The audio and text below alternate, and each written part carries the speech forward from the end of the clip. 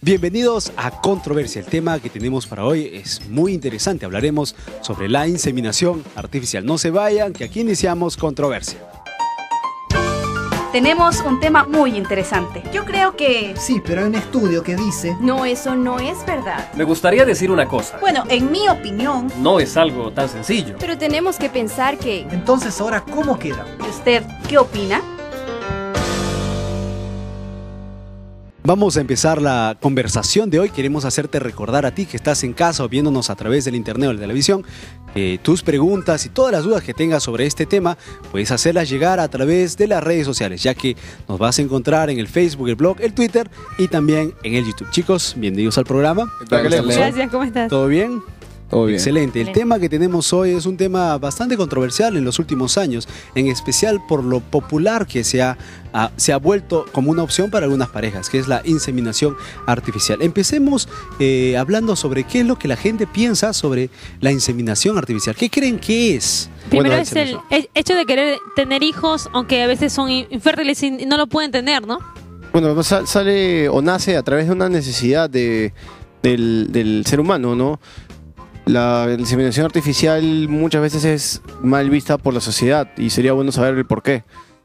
¿Será que la sociedad la ve mal en su totalidad o habrá algún sector dentro de la sociedad que lo acepta como una práctica, como algo que está bien ética y moralmente? No, pues de hecho que hay un sector en su mayoría femenino, supongo, ¿no? Aunque también ahora podemos encontrar un segmento poblacional masculino, el cual suele vender el esperma, ¿no? Hablando en el caso masculino, a tal mujer, digamos, yo quiero mejorar mi raza, voy a pedirle que me haga el favorcito acá a mi amigo Junger, ¿no? Entonces voy y le digo, ay, por favor, un poquito. Pero en ¿no? el caso de cuando, como decía Sharon hace un momento, se da porque tal vez no son fértiles las mujeres o los hombres, entonces ¿está justificable que sea una inseminación artificial? Hablemos un poco de historia, antes de explorar de repente los motivos que se encuentran detrás de aquellas parejas o aquellas personas que optan por esta opción. ¿Dónde nace el vocablo? ¿Cuándo nace la idea? ¿Desde cuándo existe la práctica de lo que es la inseminación artificial? Estuve leyendo que era a partir de los 1900 donde surge el hecho de que muchas personas querían poder tener hijos y el hecho de adoptar no nos satisfacía totalmente. Querían el hecho de que tú puedes ver una barriga creciendo, no es lo que ellos querían experimentar, por eso es que nació eso. Pero ¿qué pasaría con el hombre que tiene un hijo que no es precisamente su propio esperma? ¿También sería adoptado? Y eso afectaría también desde el punto de vista psicológico a la pareja, o sea, cómo superar el hombre sobre todo, estar con un bebé que realmente sabe que no es de sus genes, no tiene sus genes. Ese es uno de los tipos de inseminación. ¿Hay otro tipo? Hablemos de los tipos. ¿Qué tipo de inseminación artificial Hay conocemos? dos más conocidos, ¿no? Estuve leyendo también. Uno es en el que se pone el esperma de tu esposo, de tu pareja en este caso, ya sea en el cuello uterino o en el útero mismo. Y el otro es donde es un donante cualquiera, puede ser una persona que ni siquiera conoces, ¿no? ¿Será esas las dos únicas maneras de clasificar? Las más conocidas Porque que he podido leer. Podríamos mencionar que está la inseminación tipo in vitro, ¿verdad? En la cual la fecundación es fuera del vientre materno ya injertado, y también está la asistida, ¿verdad? ¿Será que de repente dentro de la sociedad encontramos bastante desinformación del tema, lo que puede de repente en alguna manera justificar el rechazo que hay en algunos círculos sociales? Claro, bueno, viendo este tema sería importante o interesante recalcar que no sabemos de quién viene ese esperma. De repente es una persona con problemas genéticos, digamos, es un alcohólico y te está dando un esperma que de repente pueda enfermar también a tu hijo con alcoholismo. No sabemos de quién o qué genes tiene, qué herencia puede tener ese esperma. Pero en algunos casos se sabe, ¿verdad? Se puede saber, bueno, hay bastante que hablar sobre algunos prejuicios que ya estamos mencionando. Sin embargo, vayamos un poquito más a la práctica. En las personas o en las parejas que optan por este tipo, esta manera de poder tener hijos a la larga, ¿existe algún tipo de riesgo, sea para la madre, sea para el bebé en su desarrollo, este tipo de prácticas? Conozco uno de los casos, una persona muy cercana, es una tía. Ella hizo el in vitro, que es la asistida, pero era el semen de su pareja, bueno, su esposo. Cuando fecundó, nos dimos cuenta que eran gemelas, ¿no? Eran dos mujercitas. A los 4 meses, la madre, mi tía, estuvo muy, muy delicada de salud y una de ellas falleció, ¿no? Pero la otra sí ya tiene 5 años y realmente es una niña normal, naturalmente normal, ¿no? Muy inteligente, muy sociable. ¿Qué hay sobre los vientres de alquiler? Hoy en día este tema de los vientres de alquiler también se han vuelto bastante conocidos. El hecho de que una pareja no pueda tener hijos, entonces por diversos motivos, entonces se opta que otra mujer pues pueda llevar el embarazo de la pareja, ¿no? Y se le alquila y se le paga algún costo o algún tipo de favor, qué sé yo, ¿no? Entonces entramos a un problema ético. ¿Esa madre tiene derecho sobre el niño? ¿No tiene derecho sobre el niño? ¿Fue su vientre? ¿Ella llevó todo lo...? Bueno, ¿qué podríamos mencionar en cuanto a cómo la sociedad, cómo los jóvenes, cómo nosotros entendemos este tipo de procedimientos? ¿Por qué para algunos éticamente se encuentra mal y por qué para otros es éticamente aceptable? Puede ser de repente digamos, el joven lo puede ver como un negocio rentable y en muchos casos puede ser como una pésima influencia para ellos, ¿no? Porque una mujercita de 17 años que va a tener 18 pronto, va a tener la mayoría de edad. Acá puedo ganar dinero. ¿Para qué estudiar si puedo alquilar mi vientre y así ganar bastante dinero? Porque se paga bien por eso.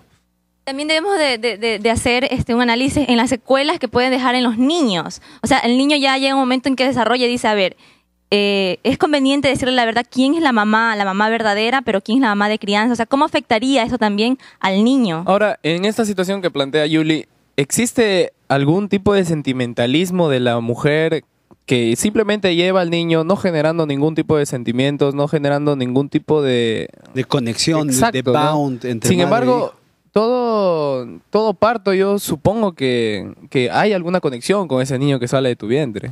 Miren, este tema que estamos tratando, la inseminación artificial, tiene bastante maneras de verlo, pero básicamente lo podemos dividir en 2 áreas, los que lo aceptan y los que lo rechazan de una u otra manera por diversos motivos. ¿Cuáles son algunos de los paradigmas que existen en ambos lugares referente a lo que es y cómo funciona y cómo es el proceso? La palabra no se estará bien decir la fornicación, el hecho de que sea de una pareja, ninguno de los dos pueden tener hijos, pero buscan un semen de alquiler, ¿no? O sea, un semen para ellos. ¿Estaría fornicando la mujer en el caso de que entre su vientre? Adulterio es la palabra correcta, sí. Ahora, ¿qué más? Mira, ustedes han mencionado algo interesante, que es un proceso muy costoso. Sí, pero ¿quién cobra por esto? ¿Qué doctor éticamente aprobaría este tipo de procedimientos? Además, ¿bajo qué jurisdicción se firma la paternidad o la maternidad del niño? ¿Quién decide qué tipo de espermatozoide o el óvulo de quién se va a utilizar? Bueno, hay tantos factores que podríamos mencionar. Digamos, en el sector más conservador de la sociedad, tal vez se podría aprobar la inseminación artificial si viene el semen de la pareja, ¿no? Como un in vitro, ¿no? Como le dicen, ¿no? Pero si viene de otra pareja no lo aceptarían, porque si un niño crece, bueno, ella es mi madre, pero él no es mi padre. O sea, ¿qué generaría eso, no? Ahora, hablemos de garantías en cuanto a la mujer que se quiere hacer este tipo de proceso en su vientre. ¿Qué garantía tengo yo que mis genes van a ser tan compatibles con los nuevos genes que van a ingresar en mí, ¿no? Para que yo pueda desarrollar un niño en condición estable, saludable y que pueda desarrollarse de un modo natural. ¿Qué tal si me sale una persona con alguna deficiencia? Esa es una pregunta muy importante. El niño Exacto. concebido de esta manera, ¿tiene la oportunidad o el chance de desarrollarse normalmente, ya sea física, mental y socialmente? ¿O nace con algún tipo de problema o algún tipo de tendencia? Incluso se ha podido ver de que, como tú decías, Caleb, o sea, hay casos en los que sí se pueden desarrollar muy bien, pero otros en los que pueden tener malformaciones también en sus cuerpos o también patologías psicológicas, ¿no? Y una inseminación artificial es 100% segura. O sea, al practicar una inseminación artificial, de hecho da por asentado que realmente esa criatura se va a procrear. Incluso hay riesgos para con la madre, porque he visto varios casos de personas y amigas que comentaban de que tenían que estar postradas en cama, no se podía mover por el simple hecho de que podía moverse algo dentro que les estaban así haciendo y no se podía mover. Entonces, Ahora, Es riesgoso también para hay ellas. algo que es bastante loco, que lo vas a comentar después, porque Platea tiene una pregunta, vamos a escuchar. Quisiera saber si hay religiones que aceptan o niegan este tipo de procedimiento. Mira, ese es un punto muy interesante, porque hasta el momento aquí en el programa estamos hablando de la parte social, la parte ética, inclusive la parte médica un poquito, porque todavía no está el especialista que nos va a ayudar. Sin embargo, la religión juega un papel muy importante dentro de las decisiones que nosotros tomamos, y un tipo de decisiones como esta, sin lugar a duda, vamos a tener que en algún momento pensarlo desde un punto espiritual. Hay mucho más que hablar. No sé si hay alguna pregunta más antes de irnos al corte. Sí, antes de irnos al corte, en acotación a esta pregunta que nos hace, ¿no? Hay que ver la creatividad de este asunto que ya se tenía mucho antes, ¿no? Cuando Sara y Abraham no podían tener hijos. Y entonces, ¡plum! Gran idea, ¿no? Usemos Mira, y es más, tu sierva. la gente puede decir, mira, tenerlo de esta manera es muy cara. Entonces, como lo dice la Biblia, vamos tú con esa y ahí quedó. Hay bastantes asuntos éticos que tenemos que conversar, y aún todavía no vemos estrictamente qué menciona la Biblia. El tema que estamos tratando es la inseminación artificial. Esto es Controversia, volvemos después del corte.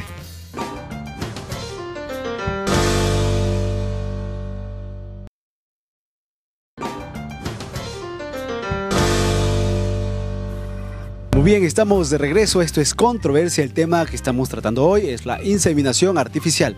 Y ya está con nosotros nuestro invitado para el programa de hoy. Él es Francisco Hidalgo, es médico en la clínica Good Hope Miraflores en Lima, Perú. Bienvenido al programa. Muchas gracias por la invitación. Bueno, empecemos definiendo un poco qué es la inseminación artificial y qué tipos de inseminación artificial existen. Ok.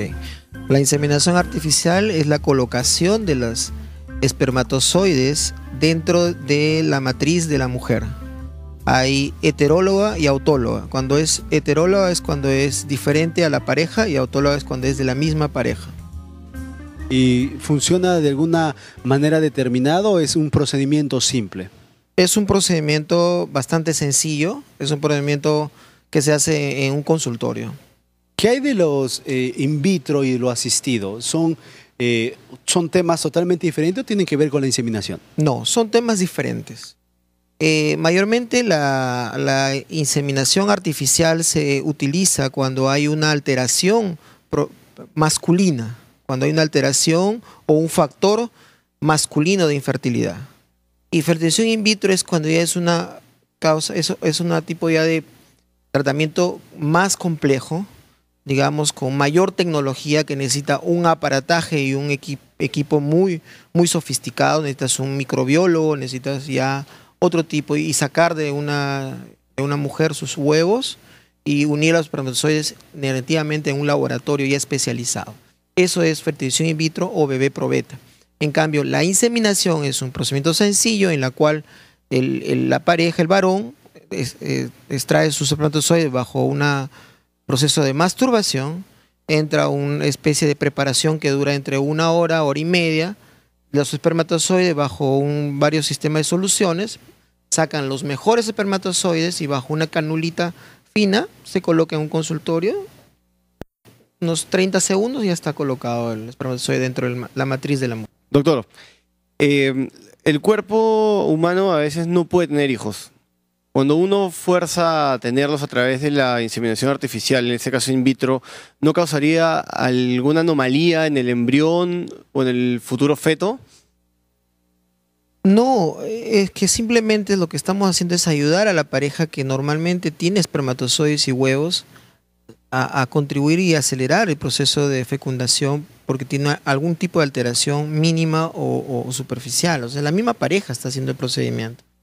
Entonces, es como tener relaciones con tu esposa. Simplemente estamos ayudando y acortando las distancias y estamos facilitando, en otras palabras, la llegada del espermatozoide hacia el huevo. ¿Ocurre ahí el acto sexual o no? No, por supuesto que no. El acto sexual es algo íntimo. Claro, pero justamente por eso. La inseminación es algo hecho en un consultorio. El médico ayuda a la pareja, ¿no?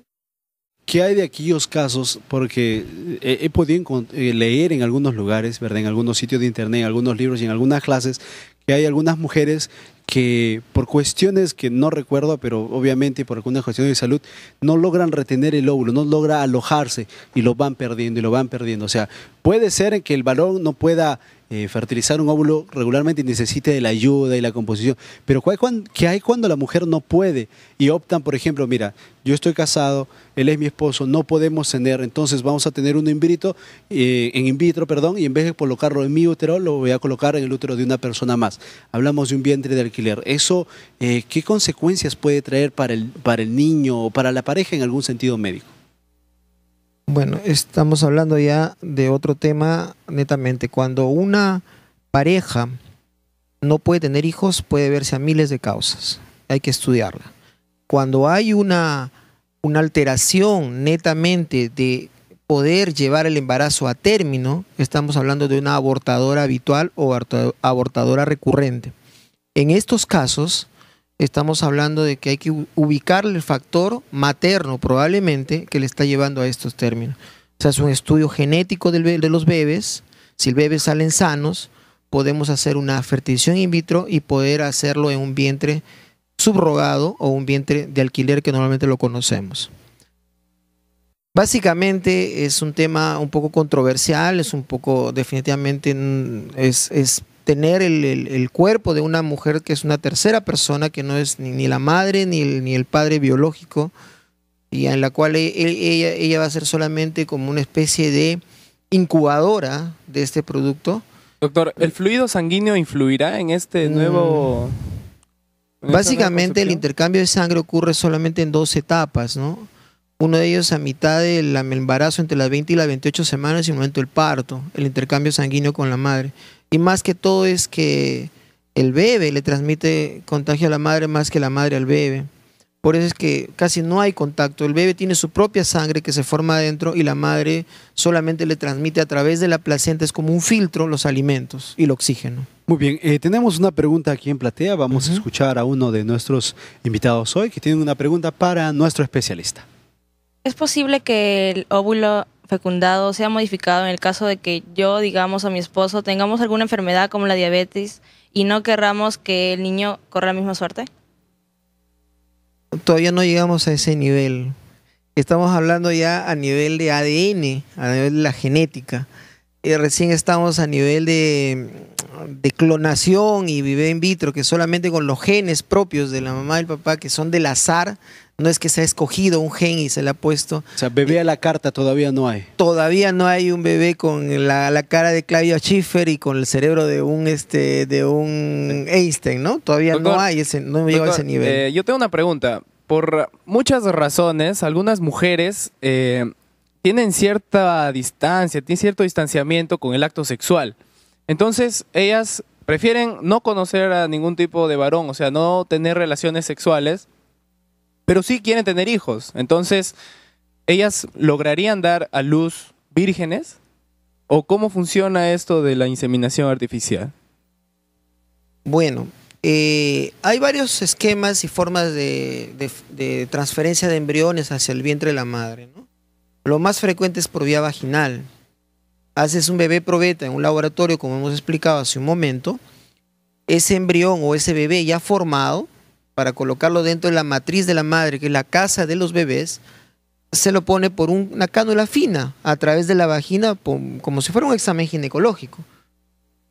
Se transfiere, el biólogo nos dice transferencia total y se quedó. Hay otro tipo de transferencias que es por vía laparoscópica. Entras por el ombligo y 2 huequitos más en el abdomen, entras hacia la trompa de falopio, que son una especie de orejitas que tiene el útero, metes por ahí la cánula y por ahí haces la transferencia de embriones. Eso podría ser una alternativa para una persona interesante que no tenga relaciones o no quiere tener relaciones sexuales o qué sé yo, o algún tipo de... Doctor, doctor, disculpe, ¿este procedimiento es muy costoso? ¿Está al alcance de los diferentes estatus que existen en la sociedad? Y sumándole a la pregunta, ¿cuál es el proceso que nosotros deberíamos seguir? O, por ejemplo, empieza con encontrar un donante de semen o cómo haríamos yo, o si encuentro ya un donante, disminuye un poco mi costo, ¿cómo sería? Bueno, En costos va a variar mucho del lugar donde lo vas a hacer, el país donde lo vas a realizar. Va a variar tan alto como Europa, Estados Unidos, estamos bordeando los $30.000. En Sudamérica, en promedio, estamos entre $6.000 a $7.000. Un proceso de todo lo que es el bebé probeta, ¿ok? Pero en la inseminación va a variar mucho del problema que tenga. Si no tiene problema de ovulación, puede ser tan barato como $300 a $500, ¿ok? Y puede ser accesible casi la mayoría. Lo que pasa es que a veces muchas personas piensan que esto es muy difícil, que esto es imposible y se puede lograr lograr un buen trabajo de solucionar el problema de la pareja infértil. Con respecto a la pregunta de si consigues un donante, bueno, básicamente el costo es similar, porque hay que hacer un estudio también a la persona donante. La persona donante no va a venir y decir yo quiero donar. Hay que hacer pruebas voluntario viene serológicas, hay que hacer pruebas y hacer un interrogatorio, hay que llevar al psicólogo, muchas cosas que involucran el estudio, ¿no? En el transcurso, la trayectoria que usted ya lleva en clínica, ¿usted ha visto algún caso o existe esto, al igual que la sangre, contrabando, así que se pueda comprar el semen, algo así? Bueno, básicamente los centros de fertilidad tienen su banco de semen y su banco de ovocitos. Todos los centros de fertilidad en el mundo. Estamos hablando de centros. Pero si hablamos de la clínica, nuestra institución como clínica no tiene un banco de semen, solamente trabajamos a través de parejas formales. Doctor, yo tengo una pregunta. ¿Cuáles son las características que debe tener un hombre que quiere donar semen? Bueno, básicamente lo que hacemos en centros de fertilidad, los criterios de clasificación de un donante es persona joven, menor de 30 años, bueno, tiene que ser mayoría de edad, en lo posible que sea de un nivel superior, que tenga un estudio superior, mayormente son estudiantes de ingeniería y de medicina, que sea saludable y que le hacen una encuesta básicamente para saber si consume drogas, si ha consumido drogas, si tiene un comportamiento sexual promiscuo, y van siendo descartados, ¿no? Y también una entrevista psicológica y entrevista también familiar para saber si dentro de la familia hay alguna tara, ¿no? Doctor, ¿y cómo sabe que están diciendo la verdad en ese caso? No, básicamente confiamos en la persona. Muy bien, tenemos que ir cerrando este bloque. Hemos tocado puntos muy importantes que son el procedimiento, cómo funciona, con qué persona se realiza consecuentemente, pero sobre todo creo que deberíamos de repente cerrar ya con esto, dando algunas conclusiones del tema que nos ayuden a entender cuál es su grado de riesgo, cuáles son los beneficios y qué criterios había que tomar. Si de repente hay una pareja que nos está viendo, no puede tener hijos y encuentra en esto alguna solución para su situación. Por supuesto, hay muchos tratamientos que son sencillos y económicos que pueden tener acceso. La cosa es que ir y vencer el miedo de ir a consultar cuál es el problema que tiene la pareja, porque ahora no hablamos de hombre, mujer infértil, hablamos de pareja infértil. Estamos hablando de un 20%, 15% de parejas que no pueden tener bebés y de repente es un simple y sencillo tratamiento. Y un grupo de estos van a ir a una fertilización in vitro. ¿Ok? Básicamente lo que pedimos simplemente que el niño nazca pues en un hogar formal, en un hogar formado, casados, que tenga una formación cristiana para que se desarrolle mejor. Cuando viene una pareja de personas disociadas, enamorados, pues probablemente ese niño va a ser abandonado. En lo posible, tratemos de que sea una pareja establecida, ¿no? Se trata entonces del bienestar no solo de la pareja, pero sobre todo del ser que está por formarse y convertirse en un ser humano en lo posterior. Muchas gracias, doctor, por haberse tomado la molestia de haber venido aquí al programa y habernos informado sobre este tema tan importante para muchos de nosotros. Estuvo con nosotros Francisco Hidalgo, médico ginecólogo en la clínica Good Hope Miraflores de Lima, Perú. Nos tenemos que ir a un corte, no se vayan, que volvemos con más aquí en Controversia.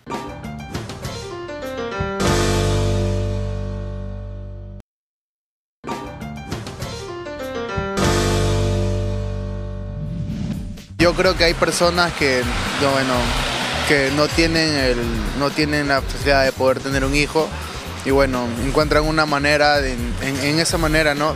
Encuentran poder tener un bebé con lo que es científico y todo eso, ¿no? Bueno, personalmente, si la ciencia puede ayudar, yo creo que hay parejas que quieren tener hijos también que deberían, ¿no?, ayudarse de esa manera. Dios en primer lugar le ha dado al hombre la ciencia para que pueda resolver los problemas humanos. Ya. En segundo lugar, si el hombre pues ha creado la inseminación artificial, eso ha sido pues a través de la ciencia, a través de la mano de Dios, para que eso pueda ayudar a muchísimas personas, muchísimas mujeres en todo caso, para el deseo de que puedan realizarse como madres, ¿no? Muy bien, estamos de regreso, esto es Controversia, estamos tratando el tema sobre la inseminación artificial. Ustedes que ya nos están acompañando, recuerden que todas sus preguntas las pueden hacer llegar a través de las redes sociales. Chicos, entramos a una parte de la conversación en la cual empezamos, gracias a la intervención de Platea, empezamos a ver un poco el ambiente religioso y su posición frente a este tema. ¿Será que las diferentes religiones cristianas, hablándolo en general, aceptan este tipo de procedimientos o hay algún rechazo? Algunos dicen de que basta para que sea artificial como para que por Dios sea como que desacreditado, ¿no? Normalmente No, prohibido. o sea, Normalmente prohibido. Pecado, más que nada. Normalmente, bueno, la religión cristiana, en sus diversas iglesias, no aprueban esta práctica. Ahora, hablando de otras religiones, ¿no? Tampoco las aprueban, porque normalmente el acto sexual debe ser natural y dentro del matrimonio. Entonces vendríamos a perder la naturalidad del don que nos ha dado Dios, ¿no? Y pasar a un método muy artificial. Ahora, esto de modificar un proceso que se hace siempre, ¿no?, que es el de la relación sexual, esto es en sí una modificación, ¿no? Porque estamos dejando de lado todo el proceso y simplemente vamos de lleno al propósito, ¿no? Vamos directo. Esto es muy condenado en algunas iglesias, ¿no? Pero ¿y entonces qué se puede hacer cuando existe una pareja que no puede tener hijos y anhela tener hijos? ¿Cuál es el método que deben de He utilizar? escuchado a muchos religiosos en diferentes grupos religiosos, valga la redundancia, el mencionar, bueno, no puedes tener hijos, adopta. ¿No? Adopta y te dan y te cierran y te dicen no, adopción, adopción, adopción. Incluso y es la única manera. dicen también de que si no tienes si tú no puedes dar a luz o fecundar en este caso, no eres fértil, es algo que ha sido así, pues no, así eres y bueno, ¿qué puedes hacer? Hay que aceptarlo. Miren, Claro, en la aceptación. Biblia una mujer que no podía concebir hijos, ¿cómo era vista? Casada por la Tenía una sociedad. maldición. Exactamente, era considerada no bendecida, que Dios no le favorecía. Y quedó una pregunta al aire en el bloque anterior, ¿no? En la que se decía, ¿será adulterio la inseminación artificial? Y pusimos el ejemplo de Abraham, de Sara y de Agar. Sin embargo, sería bueno también que pensemos en el contexto político, el contexto de leyes que regían en ese entonces y el contexto que tenemos hoy. Por ejemplo, en el tiempo de Abraham existían las reglas sociales, bueno, en realidad las leyes de ese tiempo basadas o regidas por el Código de Hammurabi. Y encontramos ahí pues la historia de Jacob que compró la primogenitura de su hermano amparado con la ley, lo mismo que sucedió con Abraham y Sara. Entonces eso nos podría hacer preguntar, si legalmente está aceptada, ¿significa que debemos contextualizarnos y aceptarlo como tal? ¿O deberíamos siempre tratar de rechazar todo lo que no es natural? Tenemos dos preguntas en platea, vamos a escuchar la intervención. Hoy en día las mujeres que no pueden casarse o están divorciadas, pero quieren tener hijos y ponen en práctica este método, ¿cambiaría el concepto de las familias bíblicamente? Mira, qué buena intervención. Estamos hablando de todo, pero no hablamos de la composición familiar como tal. Y pareciera una salida para muchas mujeres en especial de no estar solas, de tener hijos y descendencia. Algo que también cabe recalcar es que no tan solamente las mujeres, porque también se da en el caso de los hombres, cuando también optan por el alquiler de un vientre, ¿no? Podemos ver que muchos famosos es lo que hacen para no tener ninguna pareja, pero quieren tener hijos. ¿Por qué por qué habría tanto afán de la autosuficiencia, no? ¿Por qué no necesitar a un hombre o una mujer? Y realmente podrían educar de la manera correcta a los hijos sin la otra parte, ¿no? Pero ¿y qué problemas psicológicos pueden tener para alquilar un vientre o para querer poder tener un hogar solo? Porque es muy difícil. ¿Se ha puesto a pensar cómo funciona? ¿Será que así como colocas tu anuncio en el periódico, no se alquila departamento, tú también pondrás en el departamento, se alquila vientre, ¿no? O se busca vientre. ¿Funcionará o soy varón alto. Se busca semen. De ojos claros, sí. Exactamente. No, mi semen. Miren, tenemos nuevamente a Platea, vamos a escuchar, hay una pregunta ahí también que vamos a prestar atención. ¿Jesús fue el primer caso in vitro? Miren, qué buena pregunta.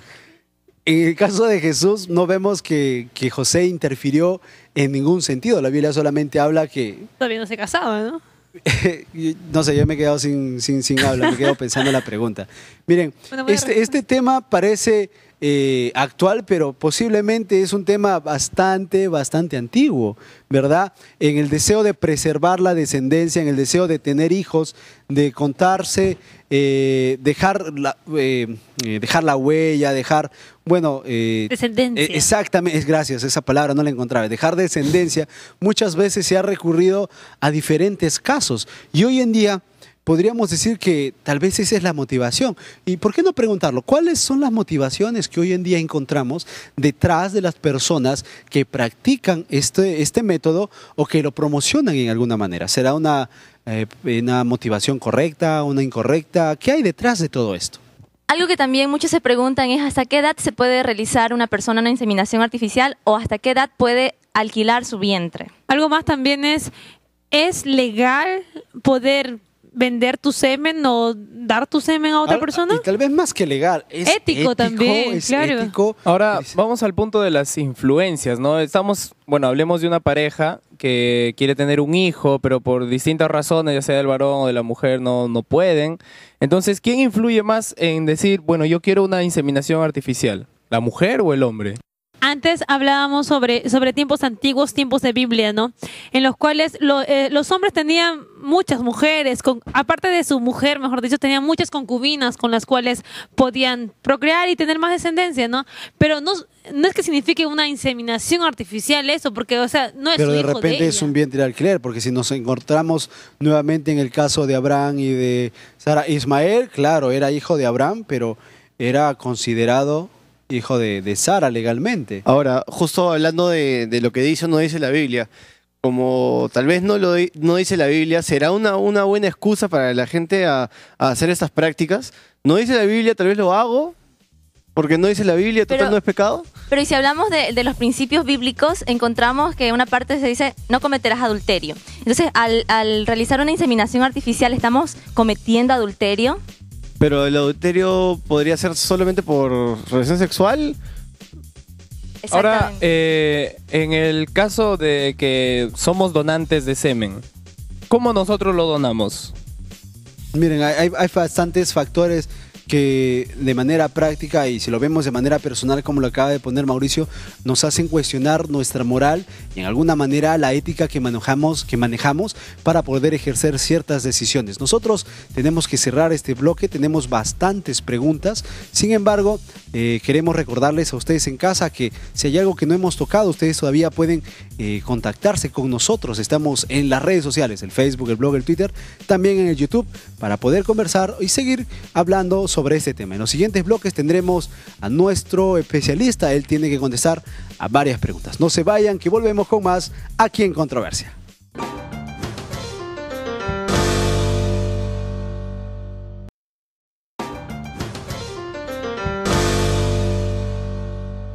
Muy bien, estamos de regreso. Esto es Controversia. El tema que estamos tratando hoy es la inseminación artificial. Estamos en el último bloque del programa. Ya tenemos con nosotros a nuestro invitado. Él es el licenciado Michael Orellana, docente de la Facultad de Teología aquí en la Universidad Peruana Unión. Bienvenido al programa.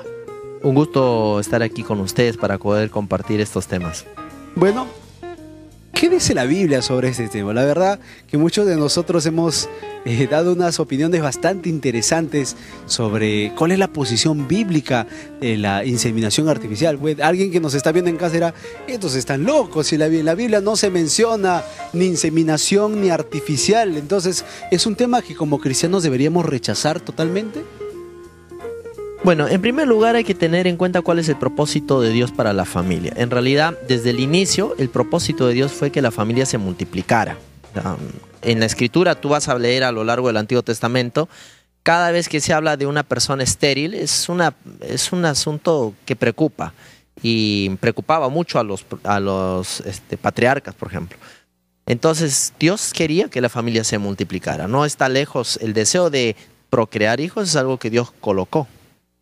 ¿Qué tipo de principios en todo caso podríamos rescatar de la Biblia que nos ayuden a ejercer o de repente a aceptar el tema de la inseminación artificial dentro del marco ético y moral que nos permita a nosotros tener una opinión o de repente ejercerla del modo más cercano a lo que la Biblia enseñara?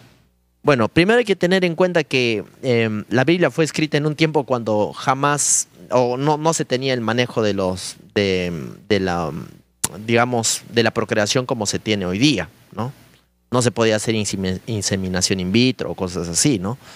Sin embargo, hay algunos principios. Por ejemplo, el primer principio tiene que ver con la mayordomía, ¿no? Cuando tú vas a procrear un hijo, tienes que ejercer esa mayordomía. ¿Cuánto vas a invertir? O sea, hay personas que gastan muchísimo dinero en tener un hijo. Yo no niego que el deseo sea genuino, pero hay que evaluar eso a la luz de lo que la Biblia dice. Realmente esa inversión de dinero corresponde con un deseo santificado. Es decir, ¿qué es lo que buscas con tu deseo de tener un hijo? ¿Es gratificación propia? ¿Es autorrealización personal? ¿Es escapar de un estigma social? ¿Es buscar no ser discriminado por la sociedad? ¿Qué es lo que buscas con tener un hijo? A veces hay personas que tienen motivos equivocados para tener un hijo. Hay motivos equivocados para tener un hijo. Y eso es lo que la persona tiene que evaluar en primer lugar. Una pregunta. El doctor que estuvo invitado aquí mencionó que para hacer un proceso de inseminación artificial es necesario la masturbación. En la Biblia está prohibida esa práctica. ¿El fin justifica los medios? Bueno, lo que se necesita para procrear un hijo son los espermatozoides. La masturbación es el medio más común con el cual las personas obtienen los espermatozoides, pero nosotros sabemos que dentro de la relación marital es posible hacerlo, no necesariamente de ese medio, así que eso es algo que la pareja tiene que evaluar. O sea, el esposo y la esposa podrían ambos juntos interactuar para que se produzca la producción de semen. Entonces es algo que se podría hacer. Y tal vez ahí juega lo que usted mencionó sobre cuáles son las motivaciones que la pareja tendría para buscar a tener un hijo. Mauricio. Pastor, hace poquito usted nos mencionó, ni bien empezando este segmento, nos decía que el propósito de Dios para nosotros fue procrear, ¿verdad? Pero Él nunca especificó cómo. No, en realidad la Biblia sí dice cómo. Habla de el contexto de una familia monogámica, de un varón, una mujer, que puedan juntos traer hijos al mundo. Pero ese rol de repente se obstruye o se rompe justamente en el mismo libro. Encontramos en el Génesis donde te dan las pautas o las bases para una familia, para que pueda multiplicarse. Encontramos unos capítulos después de los primeros de Génesis la historia de Abraham, de Sara y de Agar. Y encontramos que pues Sara no podía tener hijos y a Sara le dice, bueno, llégate a mi sierva y yo tendré hijos con ellos. Entonces, ¿dónde quedó este concepto de la familia, este concepto de una relación monógama? ¿Por qué en ese caso sucedió tal? Bueno, quizá el ejemplo que tú acabas de mencionar sería el mejor ejemplo para discutir este tema de la inseminación artificial a la luz de la Biblia. Porque justamente ahí encontramos que el propósito de Dios es una familia monógama. Abraham no cumplió ese propósito al estar con Agar. En realidad, él no hizo la voluntad del Señor, así que no podríamos citarlo como un buen ejemplo, más bien como lo contrario. Hablemos respecto a las personas mujeres que, como decíamos hace un momento, quieren tener hijos, pero no quieren tener esa responsabilidad de una pareja. O sea, quieren ellas solas, yo sola puedo, entonces tengo mi hijo, mi barriga, el semen de una persona. ¿Qué hay con ellas, no? Bueno, justamente ahí viene el asunto que hablábamos al inicio, cuando hablamos de la mayordomía. ¿Por qué tener un hijo? Estas damas, yo las felicito porque quieren hacerse cargo de la responsabilidad de una vida, pero eso significa mucho más que el simple deseo. Yo quiero tener un hijo significa darle todo el contexto de la familia a ese niño. Para que él sea sano, saludable, psicológicamente, necesita tener un padre. Y entonces, si esta dama piensa tenerlo solo, no está pensando adecuadamente. La Biblia no aprueba esta actitud. Hay algunas situaciones en las que de repente, vamos a ponernos en un extremo, que de repente es el caso de alguien que en este momento nos está viendo, en la cual el varón simplemente no puede producir espermatozoides lo suficientemente fuertes para crear el embrión en alguna manera. ¿Será posible que si en alguna manera aceptamos la inseminación artificial y se opta por el semen de otra persona, se estaría cometiendo algún pecado?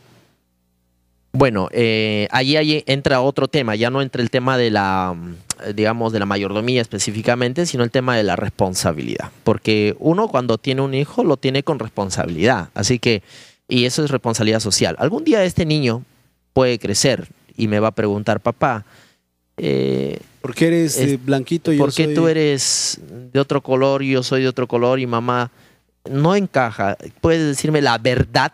El tema de la verdad es muy importante y la Biblia nos habla mucho acerca de decir la verdad. Desde el punto de vista bíblico, ¿cuál sería el consejo para las parejas que son cristianas y no pueden tener hijos? ¿Qué deberían de hacer ellos? Para las otras que tampoco no lo son, pero también quieren tener hijos. Y obedecer a los principios, claro. Bueno, en primer lugar, tendríamos que evaluar, porque cada caso es diferente. O sea, no podríamos aquí generalizar todos en una misma bolsa. Cada caso y en cada caso de falta de reproducción o infertilidad es un caso diferente. Tendría que evaluar cuál es el método adecuado para la familia que no contravenga contra la vida de la criatura. Ese es otro principio importante, el respeto por la vida de la criatura. ¿En qué momento la pareja debería considerar la adopción como un medio de, agrandar el número familiar, de conceder papá, mamá e hijos? Quizá sugeriríamos que este resulta ser uno de las formas más, digamos, productivas de poder solucionar el problema, porque es responsable, es una manera responsable de, también eliminamos la pobreza del mundo. Hay muchos niños en el mundo quienes buscan padres. Aplicamos el amor por otras personas y eso es cristiano completamente. Entonces, la Biblia aprobaría completamente la adopción. Incluso Dios se presenta a sí mismo como un padre adoptivo. Pastor, disculpe, vemos muchos casos de inseminación en los que salen mellizos, gemelos, trillizos, cuatrillizos, hasta casos donde salen 6 niños. Entonces, por ejemplo, si hay una pareja de que quiere tener de pronto 4 de frente o 3, ¿puede hacer esto, usar este método? Bueno, lo que tenemos que tener cuidado con este asunto es que evidentemente nadie realiza inseminación con un solo espermatozoide y un solo óvulo, sería infructífero, ¿no? Hay un grupo de espermatozoides y un grupo de óvulos que son fecundados, ¿no? Y de ahí se elige al que quisiéramos finalmente criar, digamos, ¿no? Pero ahí se producen microabortos, entonces a una escala pequeña, pero son microabortos y eso contraviene contra la vida realmente. Entonces, este asunto debe ser analizado por la pareja. Yo no soy la conciencia de nadie, pero la Biblia dice que tenemos que respetar la vida de los seres humanos. Muy bien. Acabamos de conversar los principios éticos e inclusive los principios bíblicos que nos ayudan a tener un mejor juicio en la elección de lo que tenemos que hacer. Sin embargo, los que estamos aquí, a diferencia de los que somos casados, en su caso y en el mío, y de repente de alguno u otro técnico aquí en producción, consideramos esto de manera diferente a cómo lo ven los jóvenes, los que están solteros, los que, es más, ni siquiera tienen novio o novia. Entonces, ¿qué tipo de información sería bueno manejar? ¿Qué tipo de estudio bíblico podríamos encontrar a nosotros que nos ayude a entender más que cómo funciona este método, el concepto de familia? ¿Qué espera Dios de mí en mi rol de padre, en mi rol de madre, en mi rol de esposo, mi rol de esposa? Que me permita a mí que cuando el momento me llegue, cuando el momento que me toque a mí ejercer esa responsabilidad, pueda yo estar pues preparado y con la cabeza limpia para poder de alguna manera tomar la decisión correcta para mí y para mi futura familia. Bueno, nosotros traemos hijos al mundo para educarlos en los caminos del Señor. Entonces, un propósito importante en la constitución de la familia es un propósito religioso. Así que tiene que evaluar la familia que va a tener un hijo. ¿Por qué motivo? Como decíamos al inicio, es lo que me está motivando a salir de un estigma social o la vergüenza a que me digan infértil o simplemente ser marginado por un asunto así. ¿O realmente yo quiero traer gloria a Dios con un hijo criado en los caminos del Señor? Es una pregunta que tengo que solucionar. Ya que estamos viendo que todo este tema tiene que ver mucho con la conciencia que hay sobre el plan de Dios para la familia. En el caso de los que somos alguna vez, somos jóvenes, no estamos casados, no estamos pensando en tener hijos todavía, el no conocer este sistema o no, el no conocer el plan de Dios para la familia, ¿es en alguna manera irresponsable de mi parte hacia lo que Dios tiene planificado para la familia? Es terriblemente irresponsable que tú vivas una vida descuidada, consumiendo drogas, alcohol, que no cuides tu alimentación y que finalmente tu código genético se vea afectado y en el futuro tengas que concebir hijos malformados porque has vivido una vida descuidada. Entonces, en esta etapa hay responsabilidad, sí, aún por un futuro que no tienes, pero que vas a tener. Pastor, ¿y qué habría con algunos ejemplos que podemos encontrar en la Biblia de bebés in vitro, ¿no? O parecidos, ¿no? Por ejemplo, técnicamente, ¿no? Técnicamente, ¿no? Por ejemplo, el ejemplo de Samuel, ¿no? Jesús mismo, ¿no? Porque entre José y María no hubo ningún tipo de acto sexual, sin embargo hubo procreación. Mira, nosotros no podemos afirmar más allá de lo que la Escritura dice. En el caso de Jesús es un misterio. Es decir, todos biológicamente sabemos que se da un espermatozoide, el varón da uno y la dama un óvulo. ¿Significaría que Dios creó un espermatozoide divino especialmente para esta situación? La verdad no lo sé, ¿no? La Biblia no lo enseña, ni nosotros podríamos tratar de imaginar ni elucubrar con respecto a esto, ¿no? Con respecto a Samuel, y podríamos mencionar Isaac o incluso Sansón, son casos en los cuales el Señor ha intervenido, pero no sabemos exactamente el modo. Es decir, Dios permitió la concepción. No sabríamos reconocer cuál sería el factor de la falta de esterilidad. Sabemos científicamente que existen varios factores de esterilidad, así que no podríamos saber cuál fue la manera como el Señor actuó. Lo que sí es seguro es una cosa, que el Señor en ninguno de estos casos fue contra la mayordomía, contra la vida de las personas, y no fue irresponsable en sus decisiones. Muy bien, nosotros tenemos que terminar este programa que ha sido muy interesante y muy informativo para cada uno de los que lo hemos seguido. ¿Cuáles serían las conclusiones? Y de repente un texto bíblico que nos ayude a entender las conclusiones que deberíamos aprender respecto a la discusión que hoy hemos compartido. En la Biblia nosotros encontramos un texto que sería el más indicado para este caso y refleja el ideal de Dios para la familia humana. Y se encuentra en Génesis 1:28. Y vamos a pedir que Jürgen lo lea. Y los bendijo Dios y les dijo: fructificad y multiplicaos, llenad la tierra y sojuzgadla, y señoread en los peces del mar y en las aves de los cielos y en todas las bestias que se mueven sobre la tierra. En ese texto nosotros encontramos tres cosas explícitas. Una de ellas es fructificad. Es un deseo de Dios que la familia se reproduzca. Pero junto con eso está sojuzgadla, que tiene que ver con el criterio que se elige, las decisiones que se toman.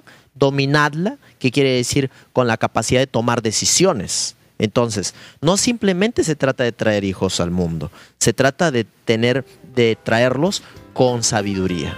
Eso es el propósito de Dios. Con sabiduría, responsabilidad, pero sobre todo con ese amor que caracteriza a la familia que tiene a Dios en primer lugar. Por supuesto. Muchas gracias por haber estado con nosotros y habernos aclarado muchas cosas que de repente no entendíamos sobre el tema. Estuvo con nosotros el licenciado Michael Orellana, docente de la Facultad de Teología aquí en la Universidad Peruano Unión. Nosotros nos tenemos que ir, pero queremos hacerle recordar que está a su disposición las redes sociales. Tenemos el Facebook, el blog, el Twitter y también el YouTube. Ahí nos pueden hacer llegar todas sus preguntas, sus consultas, sus comentarios sobre este tema y algunas cosas más que quieran compartir con nosotros. También recuerden que está a su disposición el curso bíblico La Biblia Habla, un curso maravilloso, espectacular. En este curso podremos aprender cómo la Biblia tiene respuesta de manera práctica para todo lo que se nos presenta en el día a día. No hay tiempo para más. Esto fue Controversia.